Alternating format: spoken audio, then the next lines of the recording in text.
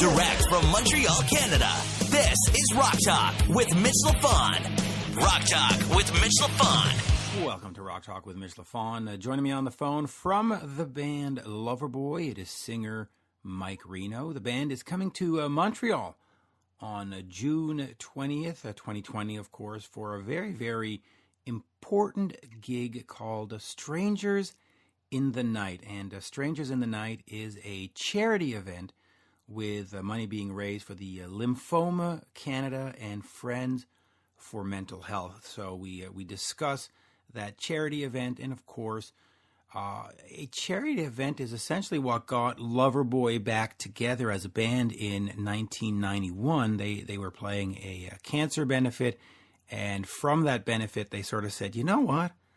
This is fun. We should go out and play some more.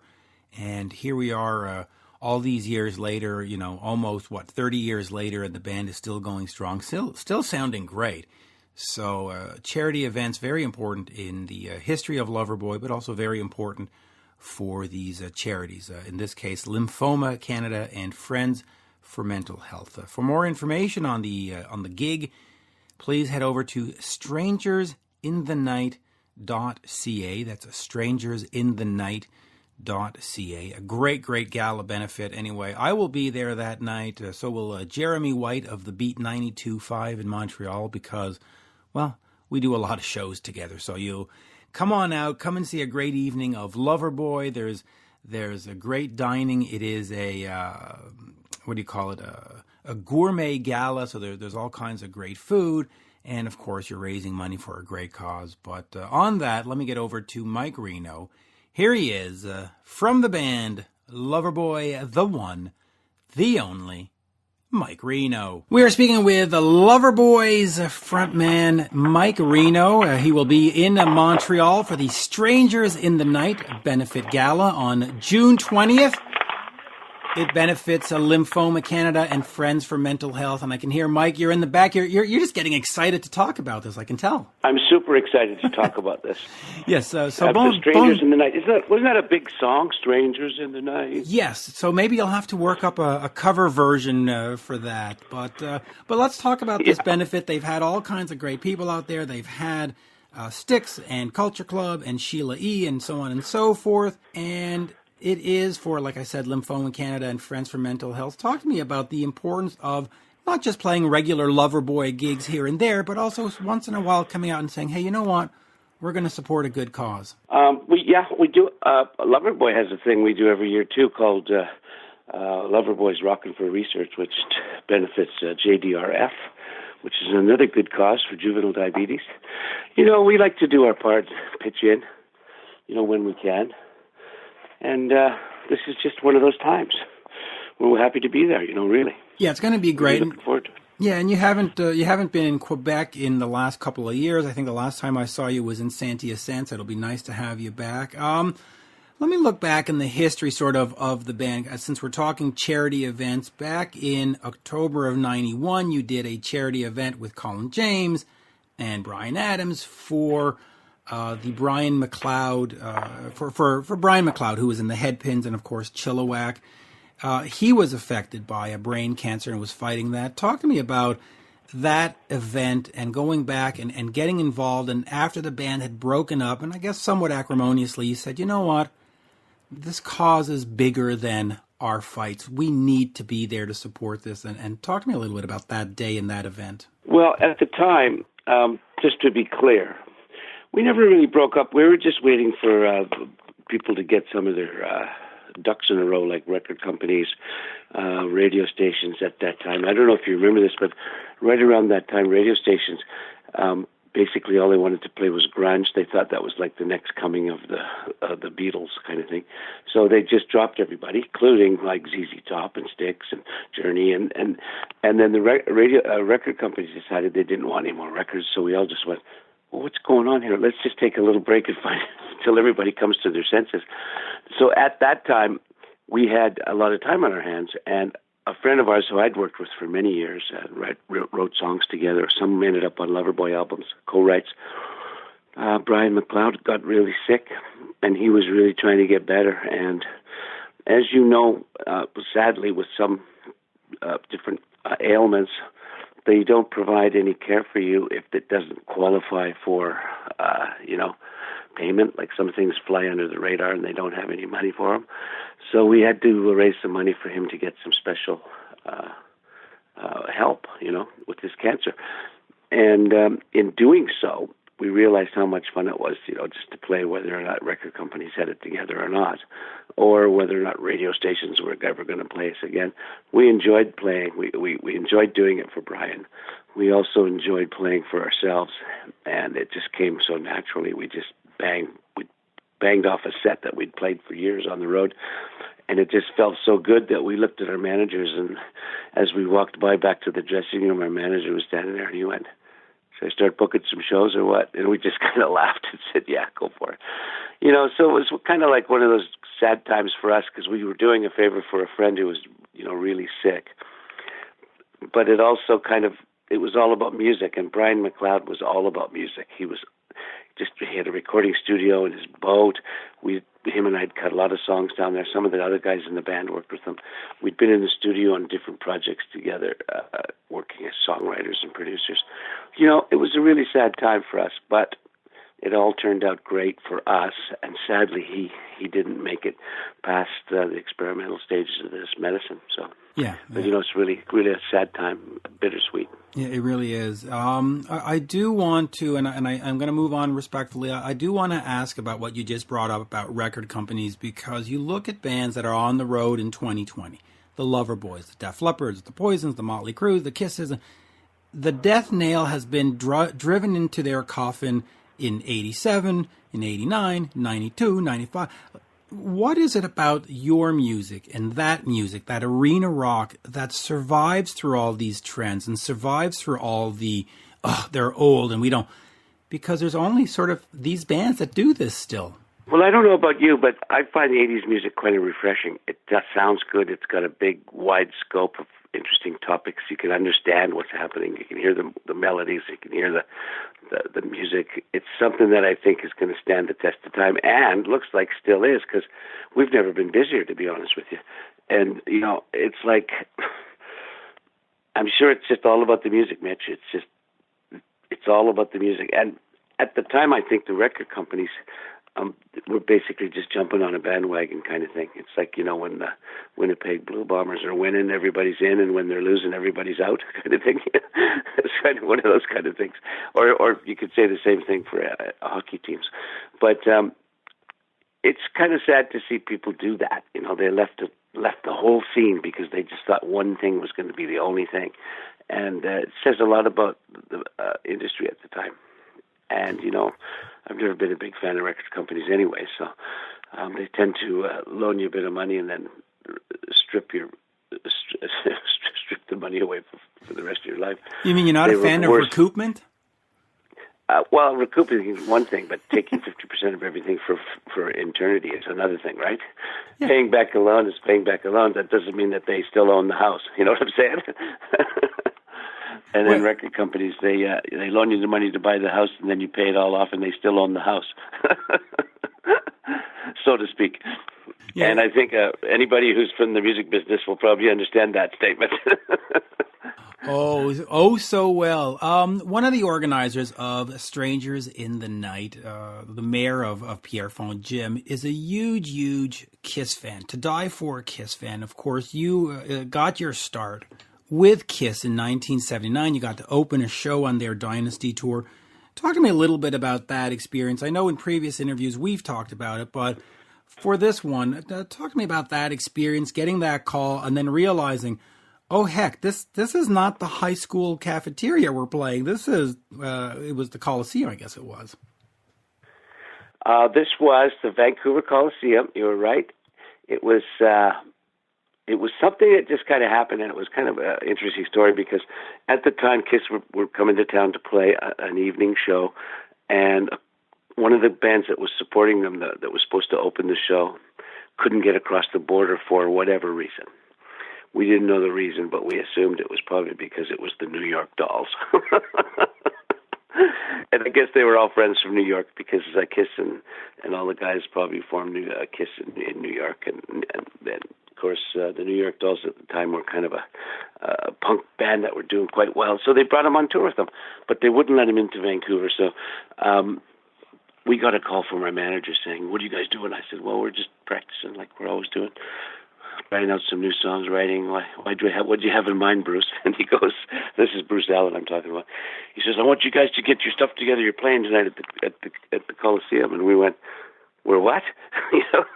Completely. So we didn't even have a bass player at the time. Speaking of Canadian talent, we had Jim Clench, the bass player for April Wine. He was in town hanging out, and he came into our rehearsal hall a couple of times just to play around and have some fun. And so we asked him if he could quickly learn a few songs to play that night. And it was like, oh my God, he was kind of crash learning maybe 8 songs that nobody had ever heard before, and he'd never heard them before because they were all Loverboy originals.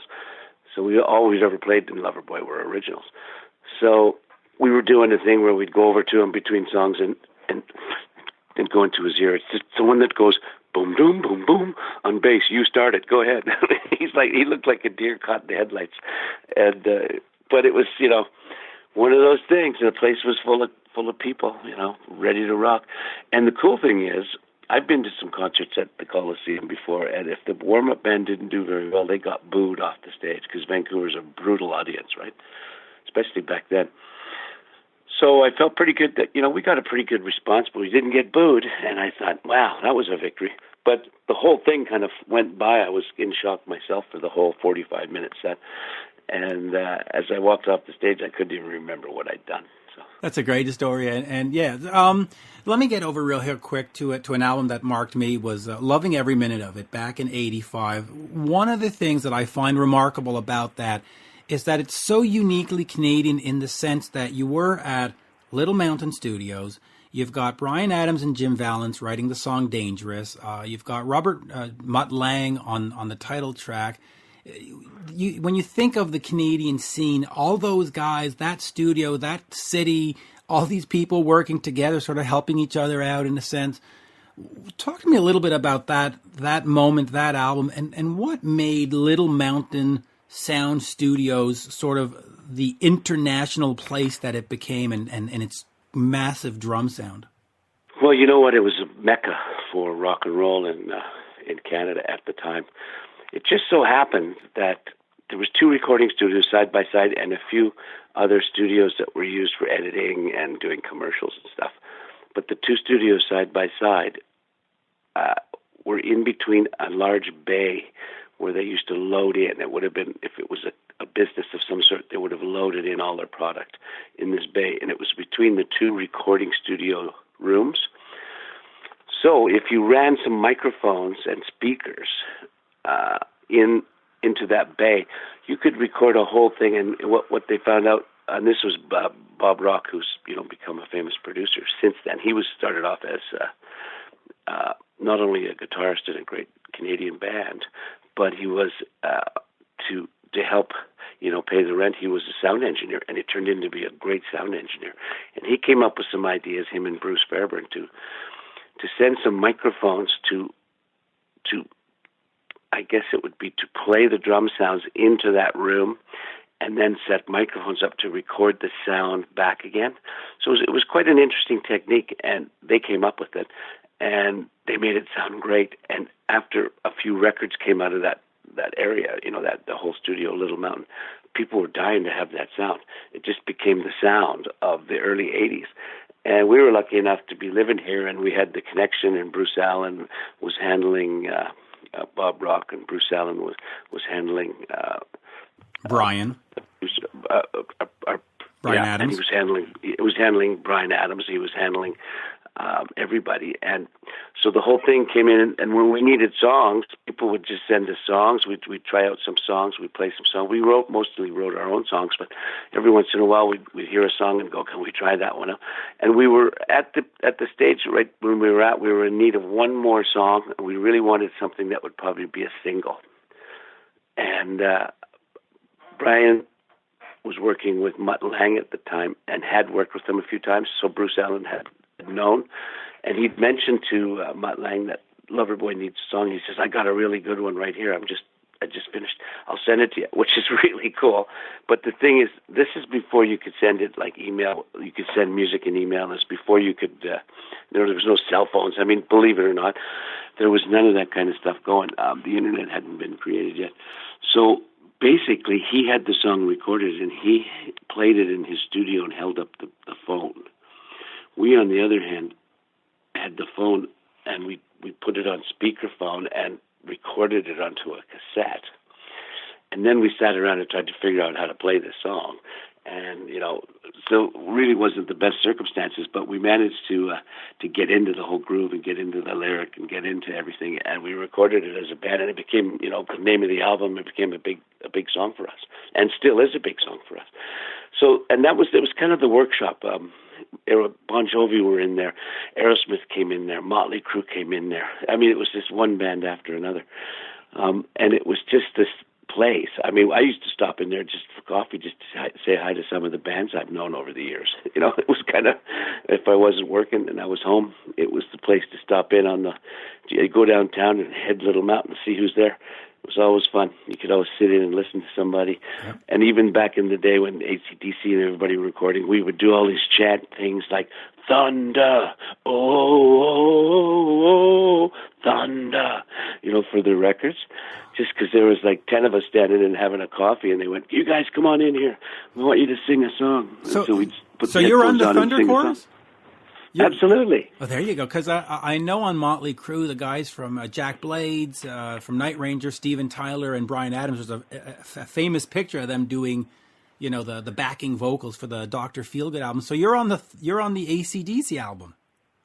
Well, sure, everyone was. I mean, everyone who was in town at the time was on the album. Mike Fraser was, working with them. It was kind of like Fraser started off as second engineer. He used to sleep underneath the mixing console at night so he could be the first one at the studio in the morning. And at the time probably didn't have a nicer place to sleep, a nicer, warmer place to sleep. So it just became a place that was like, the place. And that's still, I wished it was still the place because it was a fabulous sound in the studio. And it was such a great little part of town. I spent most of my time in that whole area there. Every time I drive down that area, I pull over and I go, "Wow, I remember this." Because you remember the park across the street, and there was CSIS, basically the CIA of Canada was across the street, and there was all kinds of crazy stuff happening in that building. And so it was 201 West 7th, man. I can remember the address just like that. Boy, to think of Canada back in the day, you had Le Studio in Morin Heights in Quebec, and you had that, and between AC/DC and the Police and all these bands, Canada had it covered back in the day. Boy, where did we go wrong? We should still be the leader in this place. Let me just quickly ask you about new music. The band, of course, when you go and play the shows, it is the hits, and I have seen you live, and it is not only the hits, it is just fantastic. There's a great energy. Everybody gets up from the first chorus. I mean, the fans, and they sing every word to every song for 75 minutes. I mean, it's a religious experience. But for you as a creative person, is it important to sit down and write some new songs and get something out in 2020, 2021, or something before the band, rides into the sunset? We do write songs all the time, and what we've been doing lately is putting some songs out on the internet, just basically throwing them out there and making it like, to all our friends and fans that go to our website. We just basically say, enjoy yourself, have fun with them, no charge, take it, love it, whatever. And what happened is the record industry kind of went crazy, and it just disappeared as nobody's buying anything anymore. It cost a lot of money to go in the studio and record. People forget that aspect of it, We would go in and record an album, we'd spend $200,000. So in order to get some money back, you had to sell the records. I mean, it's just like somebody makes some shoes. You got to charge for the shoes. It's the same thing. It's the same thing all the way down the pipe. But in this day and age, I've never been able to go out and get free shoes just because it's, 2020. So what people get the music for nothing now, and they just expect not to pay for it. And it's kind of a sad state of affairs, but that's the way it is.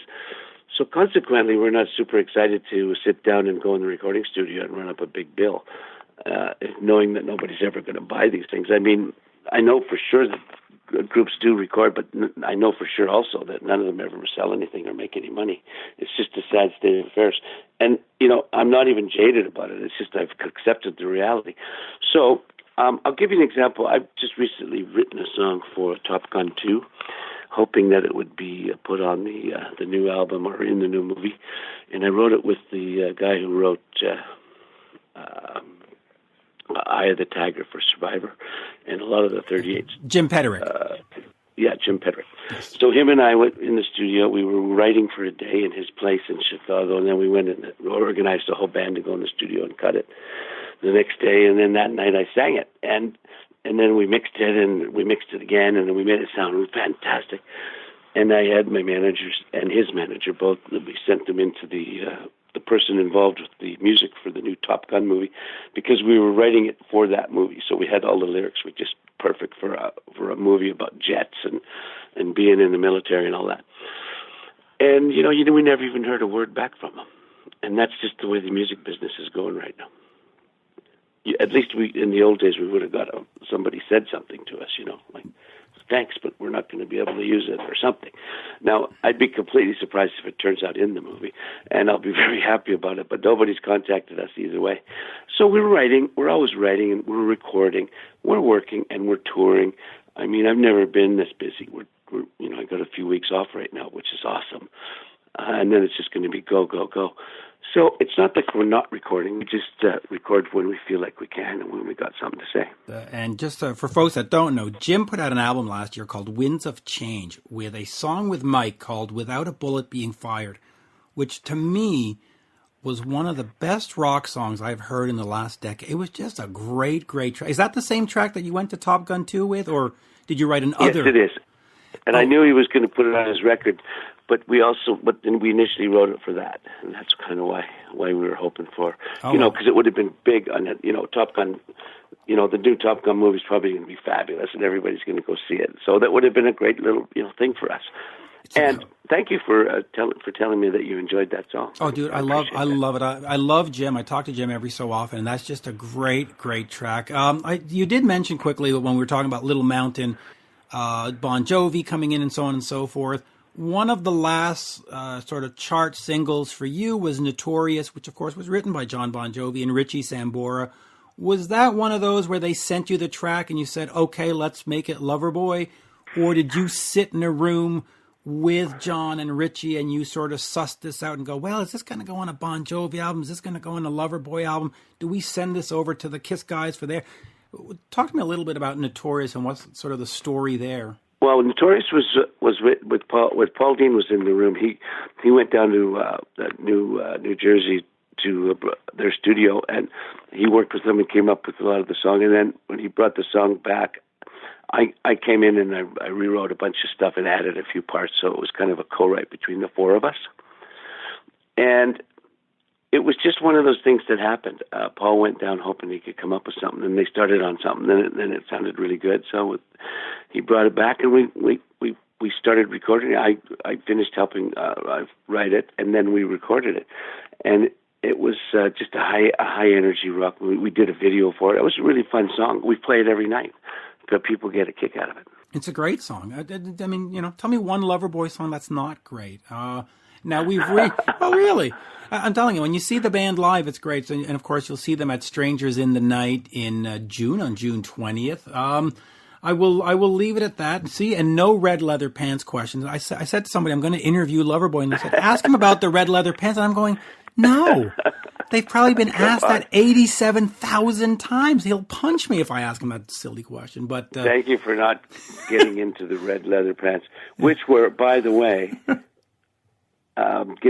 we were allowed to go into this leather shop and grab anything we wanted because our manager's publicist's husband, he had the leather shop, the nicest one in town, called Nettle Leather. We would go. She said, "Go." My husband said, "You guys go down, pick out whatever you want, and we'll just put it on the list, and you guys can pay it back when you start making some money." This is early days, right? And we just went, "What? A leather shop? Are you kidding?" We could have barely afford jeans, so. we went down there and grabbed a bunch of stuff, and I tried on these pair of red leather pants, and they happened to fit so good because the leather was really thin. And I just went, oh, these are going to be good. And they ended up in a video, and that was the end of it. It just went from crazy from there. And then it ended up on an album cover. And now everybody, even today when we play concerts and we have a meet and greet, everybody goes, where's the red leather pants, man? They expect me to wear them, and I say, where's your grad outfit that you wore in grade 12? You know what I mean? I'm trying to make an example. Like, do we have to wear the same thing that we wore for 40 years? Now it's going 40 years now. But I still get that question. I'm glad you didn't ask it, though. Yeah, no, I had to be a little smarter than that. But I will finish on this. You did say you sang on that AC/DC album. Are there other known albums that you sang on that we're not aware of? Were you on a Bryan Adams album? Were you on the Motley Crue albums? Who else recorded there? Aerosmith has recorded there. Bon Jovi. I think I was probably on most of those records. I can't remember because you know what it was. We would just we'd be having coffee or in the pinball machine room, playing pinball or having coffee or hanging out and talking to guys. And they'd say, come in here for a minute. We'd all just come in and go, shot through the heart, that kind of thing. And I can't even remember the ones we were on, but it was just a pleasure to do it. We didn't expect to be paid for it or by any means. And then in return, I think the same kind of people sang on Love and Every Minute of it, like, whoa, whoa, whoa, whoa, all those big harmonies and stuff. So it was kind of a reciprocal kind of a deal. If you needed anybody, you just go in the hallway and say, come on in here for 20 minutes. And you go around a big microphone. There's 10, 20 people around a microphone, and you all yell into the one microphone. That gives it that big sound, right? And it was a lot of fun. I really miss it. But you know what? Recently, we were called in, I think it was last year, but only because last year was not that long ago. They had the opening of Little Mountain. They put it all back like it used to be, as best they could, with the parquet floor, the high ceilings, and everything. And I almost cried. It looked so beautiful. So they're back in business. Wow, that's great. And it's nice to know that back then, even within the competition for the charts and the tours, there was still a camaraderie between bands and just said, hey, you know what? The heck with it. Let's go sing on this Loverboy album. Let's go sing on this AC/DC album. And on that, though, I will remind folks, strangersinthenight.ca has all the information about the benefit gala. It does take place just outside of Montreal on June 20th. And, of course, there will be a special live performance by the seul et unique, the one and only Loverboy. Mike, toujours un plaisir. Always a pleasure. Thank you, by the way. Merci beaucoup, monsieur. Thank you very much, Mitch. À la prochaine. And we'll see you in June. Okay. This has been Rock Talk with Mitch Lafon. For more exclusive content and interviews, subscribe on iHeartRadio, Spotify, Apple Podcasts, on YouTube, and many more. Follow Mitch on all the socials, especially Twitter, @Mitch Lafon, and on Instagram, @Mitch_Lafon. Get your Mitch merch now at loudtracks.com/Mitch.